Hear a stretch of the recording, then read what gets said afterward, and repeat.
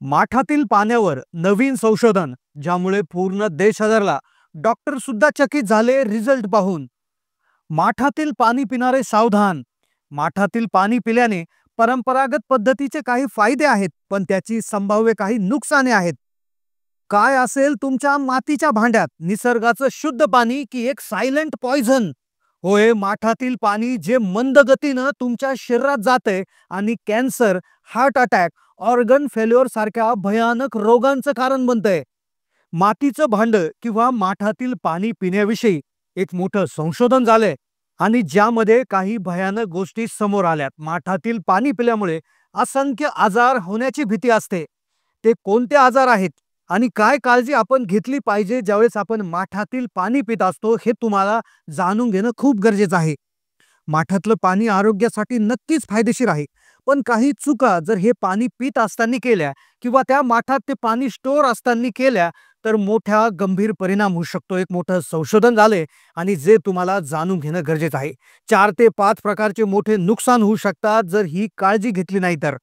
माठातील पाणी पिण्याचे फायदे तुम्हाला माहिती असतील. भरपूर जण तो पाणी त्यातलं पिण्याचा सल्ला देतात, पण त्यामध्ये त्या माठातील पाणी पित असताना काही चुका जर तुम्ही केल्या, त्या जर टाळल्या नाही तर तुमच्या आरोग्याला मोठा धोका होऊ शकतो. पोटाचं इन्फेक्शन होऊ शकतं, लिव्हरला सूज येऊ शकते, हृदयविकाराचा झटका येऊ शकतो, ब्लड प्रेशर वाढू शकतो, इन्फेक्शन होऊ शकतं, किंबहुना कॅन्सरचा देखील धोका संभवू शकतो. तर कोणते असे ते दुष्परिणाम आहेत, काय काळजी घ्यायला पाहिजे माठातील पाणी पित असताना, जे तुम्हाला आता जाणून घ्यावं लागेल. अतिशय महत्त्वपूर्ण व्हिडिओ आहे, त्यामुळे तुम्ही हा व्हिडिओ लक्षपूर्वक पाहायचा आहे, कारण की 50% हार्ट अटॅकचा धोका आहे. कदाचित पाणी पिता पिताही हार्ट अटॅक येऊ शकतो. त्यामुळे हा व्हिडिओ लक्षपूर्वक तुम्ही तर पहा, पण जास्तीत जास्त माता भगिनींना, मित्रांना शेअर करायला विसरू नका. आता पहा, पाणी जर आपण माठात किंवा मातीच्या भांड्यात जर टाकलं तर त्यातलं पाणी पित असताना काय काळजी घ्यायची आणि काय धोके संभवतात याच्याविषयीचा अतिशय महत्त्वपूर्ण असा व्हिडिओ आहे. आपल्याला जसं माहित आहे की मातीच्या भांड्यात पाणी जर ठेवलं तर ते नैसर्गिकरित्या गार होतं, त्यामध्ये एक विशेष प्रकारचा थंडावा येतो आणि ते जर पाणी जर पिलं तर त्याने कुठल्याही प्रकारचे घशाचे त्रास होत नाही, कुठलीही सर्दी होत नाही. जसं फ्रीजमधलं गार पाणी जर आपण पिलो तर आपल्याला सर्दी होतं, हे आपल्याला माहित आहे. पण माठातील पाणी पिल्याने कधीही सर्दी होत नाही. मग इतकं फायदेशीर, इतकं शीतल पाणी असताना देखील त्याचे दुष्परिणाम कसे आहेत? तर त्याचे दुष्परिणाम जे आहेत तर ते पुढे मी त्या ठिकाणी सांगणारच आहे. पण माठ जे आहे तर 3 प्रकारचे माठ असतात. मार्केटमध्ये तुम्ही जर बघितले तर पांढरा माठ असेल, लाल माठ असेल आणि काळा माठ असेल. आता तुमच्याकडे कोणत्या कलरचा माठ आहे लगेच कमेंट करून कळवा, कारण की यातला सगळ्यात जो खराब किंवा खराब क्वालिटीचा माठ कोणता असतो, तुम्ही कोणता माठ घ्यायला पाहिजे याविषयी देखील माहिती व्हिडिओमध्ये सांगण्यात येणार आहे. आता पहा, लाल माठ आहे, त्याचबरोबर पांढरा माठ आहे, त्यानंतर पिवळा माठ, काळा माठ आहे. आता दुष्परिणाम नेमकं काय होतात, काय काळजी घ्यायला पाहिजेत, कोणते धोके आहेत, heart attack, cancer, kidney failure सारखे आजार यामधनं कशा प्रकारे होतात, ते होऊ नये म्हणून काय काळजी घ्यायला पाहिजे. पण माठ खरेदी करत असताना नेमकं कोणता माठ खरेदी करावा, कशा पद्धतीनं तो तपासायला पाहिजे. आता पहा, यामधला जो काळा माठ असतो तर तो काळा माठ हा पारंपरिक माठ आहे. काळ्या कलरचा माठ जर असेल तर त्यामध्ये खूप पूर्वी वर्षापासून हा वापरला जातो, ज्यामध्ये जे पाण्याचं जे टेम्परेचर आहे ते लवकरात लवकर डाऊन होतं किंवा पाणी लवकरात लवकर थंड होतं. दुसरा जो माठ असतो तो लाल कलरचा माठ असतो किंवा तांबड्या कलरचा माठ असतो. तर हा तांबड्या कलरचा माठ देखील आहे. तर तो देखील विशेष प्रकारे एक प्रकारे चांगलाच असतो. तांबड्या माठामध्येही त्या ठिकाणी पाणी लवकरात लवकर गार होतं.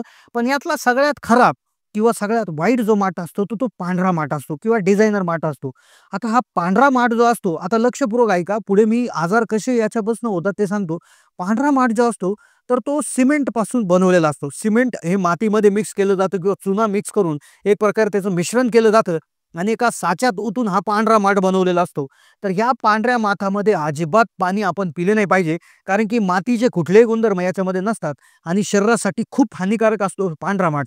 हा दिसायला जरी चांगला असला तरी अजिबात तो त्या ठिकाणी घेतला नाही पाहिजे, असं भरपूर संशोधकांचं म्हणणं त्या ठिकाणी आलेलं आहे. तर त्यामुळे तुम्ही तांबडा आणि काळा माठच त्या ठिकाणी खरेदी करावा. शक्यतो काळा माठच त्या ठिकाणी खरेदी करायचा आहे. आता तुमच्या घरी कोणता माठ तुम्ही वापरता कमेंट करा. आता पहा, काय दुष्परिणाम होतात, संशोधनात काय सापडलं. आता पहा, काय होतं की मातीचा भांड जे असतं तर याच्या स्वच्छतेची जर काळजी घेतली नाही तर त्याच्यात अशुद्धतेचा धोका असतो. लक्षपूर्वक पहा, पहिला धोका पाणी पिण्याचा माठातला तो पहिला धोका काय आहे? विषारी धातू असतात त्याच्यामध्ये. आता लक्षपूर्वक ऐका, ज्यामुळे कॅन्सरचा धोका असतो. आता पहा, मातीचं जे भांडं असतं तर ते वेगवेगळ्या मातीपासून बनवलेलं असतं. तर त्यामध्ये लीड असू शकतं. लीड म्हणजे त्याच्यामध्ये शिस, त्यानंतर आर्सेनिक सारख्या ज्या जहरील्या धातू आहेत किंवा विषारी धातू आहेत, तर त्याच्या धातूचं प्रमाण असतं. हे धातू ज्यावेळेस पाण्यात मिसळून जातात आणि ते तुमच्या ब्लडमध्ये जाऊ शकतात. ब्लडमध्ये ते गेल्यामुळे तुमची लिव्हर, तुमची किडनी यासारखे जे तुमचे अवयव आहेत ते डॅमेज होऊ शकतात, निकामी होऊ शकतात आणि कॅन्सर सारखा आजार देखील होऊ शकतो. पहिला मोठा धोका. दुसरा धोका आहे बॅक्टेरिया किंवा फंगसचा धोका. आता पहा, जे मातीचं भांडं असतं त्या मातीच्या भांड्याला वेगवेगळे छिद्र असतात, म्हणजे विशेष म्हणजे छिद्र असतात आणि त्या छिद्रांमुळेच ते पाणी गार होत असतं. तर हे छिद्र जर हे भांडं जर व्यवस्थित धुतलं गेलं नाही, आपण नुसतं वरच्यावर धुतो आणि ते धुतलं गेलं नाही तर काय होतं, त्या छिद्रामध्ये बॅक्टेरिया किंवा विषाणू, जीवाणू जमा होतात.